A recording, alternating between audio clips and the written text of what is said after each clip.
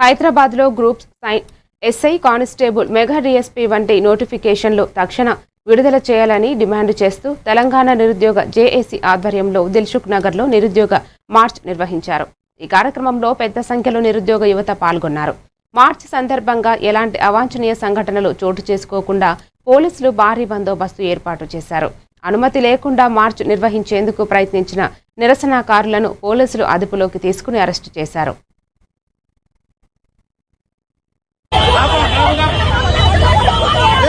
కోసమే కదా నిరుద్యోగులు వెయిట్ చేస్తున్నది. నిరుద్యోగులు పంచుకుంటే ఏర్పడిన ప్రభుత్వం ఇది ఇంత ఘోరంగా అరెస్ట్ చేస్తూనే ఉంటే